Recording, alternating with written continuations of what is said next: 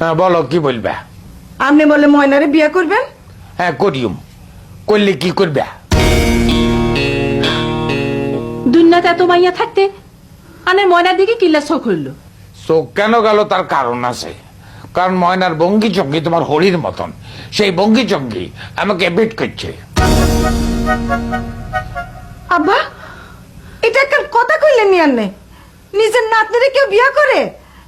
আচ্ছা কইলে নিবা, কিন্তু আন্নের মতো বুড়া মানুষের লোকে যদি ময়নার বিয়ে হয় হেতে জীবন যে নষ্ট হইব এটা আপনি বুঝেন না? এখান থেকে কি কস? ময়নার জীবন নষ্ট হইব কিনলেই আজ তো আর ব্যাগ সম্পত্তি ময়নার নামে লিখে দিতে চাই।